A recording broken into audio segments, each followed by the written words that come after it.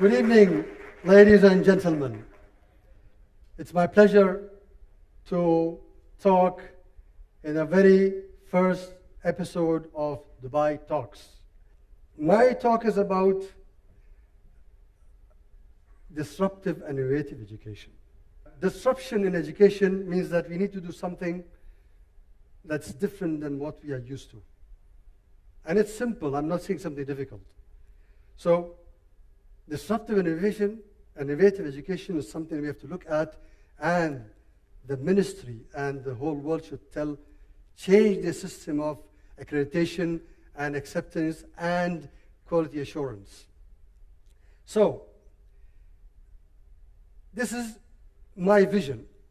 When I talk about vision, the strategic vision to achieve a long-term, sustainable, prosperous, and productive lifestyle after oil for the next generations of UAE.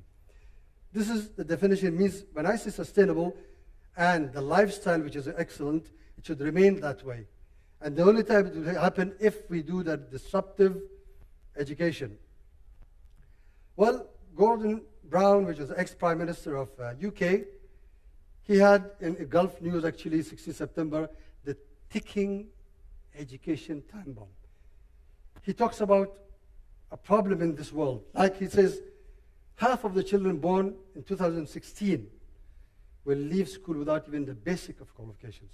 That's a huge number. Then he says that among them are refugee children. They are children laborers, denied the chance to go to school. Young girls are getting married. Young girls, even in terms of gender, they are not actually giving them this, the chance to have the least education required. Even by 2030, this is something that it made me think, why do you need to look at disruptive education? The United Nations deadline for delivering universal primary and secondary education, more than 800 million, half of 1.6 billion school-age children will not attain, what is it, the literary, numeracy, and computation skills they will need for the jobs and so on. This is a huge number. Half of them, and while Western countries spend $100,000 from 3 to 16, that's typical income. But when you go to the lower income countries, they're 100 lower times lower, 1,000 only. Even Somalia is worse, 320. So many years you spend so much money. That means there's no education actually in this part of the world. Around the turn of the century, which was beginning, education was 30% of all international development aid. Now it's 10%. When you look at healthcare, they were 15 and they rose to 18%. They are doing something that education is not doing. What is it? We need to mobilize the same visionary zeal that inspired a concerted global effort to eradicate polio. So we need to also eradicate the illiteracy. And of course, the solution is disruptive and innovative education. Let's go to another one, a famous global initiative of Sheikh Mohammed bin Rashid, Hafidahullah, is to make those poor countries sustainable by depending on themselves, self-sufficiency. And so many projects were there, and they started it, and they achieved actually. Last year they had 2,026 schools built worldwide. There was 400,000 teachers trained, 10 million children benefited from education initiatives, and 3.2 million books printed and distributed. So what UAE is looking at sustainability for the other places of the world, not only us. So we are taking care of the world now, those that need help, not giving them money, but giving them the projects that will make them sustainable all the life. So what we need to do to expedite it, again, the next step is disruptive education. Now, smart institutions defined. Why am I defining as smart institutions? Institutions that deliver digital, ubiquitous educational services to any student, anywhere and anytime, efficiently using digital pedagogical tools based on what? On a robust, super speed, reliable, and secured ICT infrastructure. These are the requirements of the disruptive technology or disruptive education. Without this, these are actually the definition of what we call disruptive or smarter education. An example, the famous one, ICT infrastructure, is Ankabut. Ankabut, the second generation internet, which really serves the disruptive education concept. And Ankabut, of course, the vision is to create an opportunity for the UAE to be a global leader in research and education, and also collaborating locally in research and pedagogy, plus provide international connectivity to collaborate with international organizations. We don't need to say what the meaning is. So it now serves 33 institutions. Ankabut has over 32 institutions and 80 campuses in the country. As such a small country, is serving all those because it is the backbone of 10 gigabit per second and entry of 1 gigabit per second.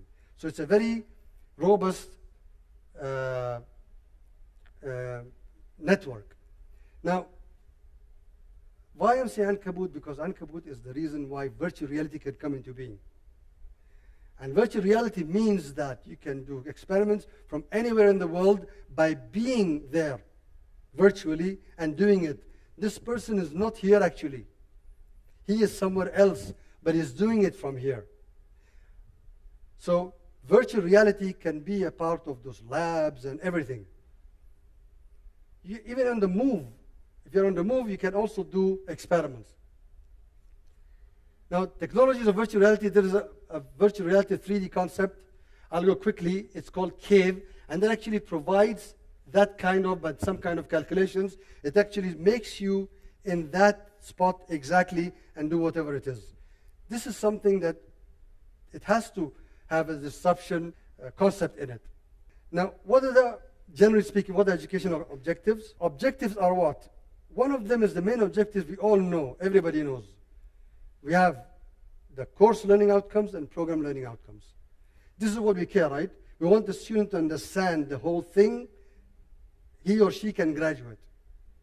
How we can do it, we have to look at it now. Second objective is L to L. And L to L means love to learn.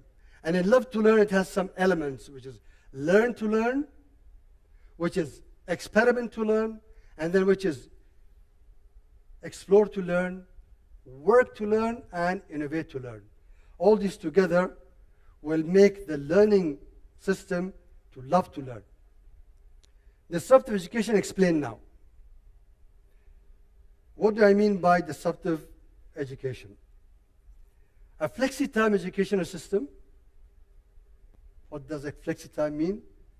I'll explain more, but the thing is, it says that the time is not important anymore. It's not an element.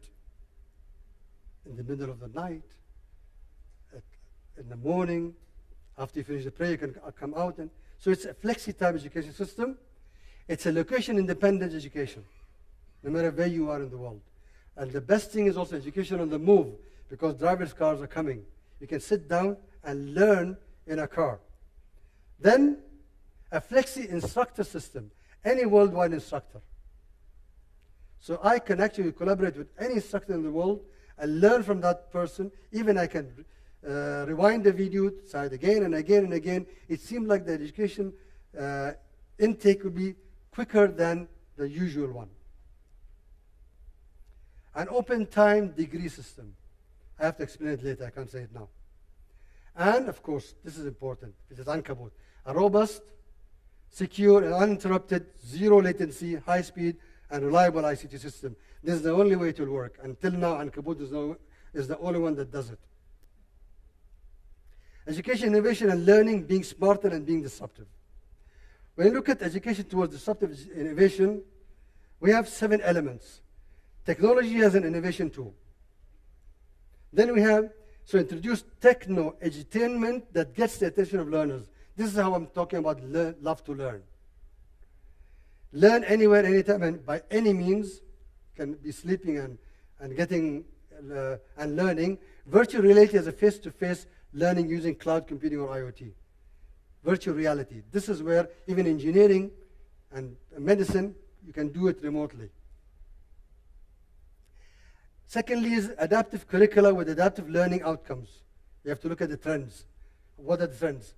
Market change, job requirements. In the future, will be different jobs. Some jobs will die. So there's a rise and fall of specific jobs.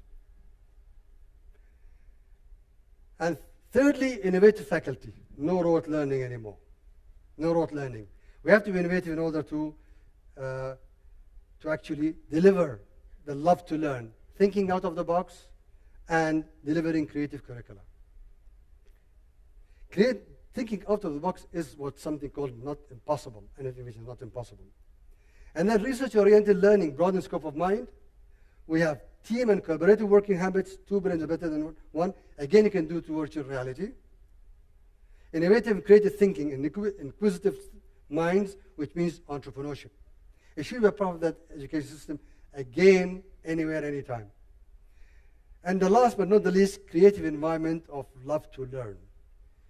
So you instill the love to learn into every student so that that student could learn. If you remember the UAE's National Innovation Strategy, there were 7 elements. One of them is education. And I always summarize it in REST, W-R-E-S-T. The rest. So it's like T is transportation, health, and education. So education is the main pillar of the 7 innovation strategy of UAE, which was a decree from Allah Yahfadh Sheikh Khalifa, President of UAE.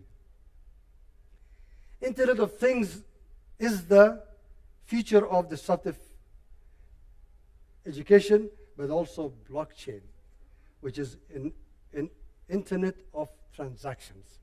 That means now you can actually connect to any professor in the world and directly pay the fees without any intervention. This can be done through the blockchain.